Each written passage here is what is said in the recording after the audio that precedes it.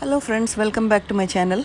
My name is Lata and I will be making this beautiful hydrangea flower with alcohol ink.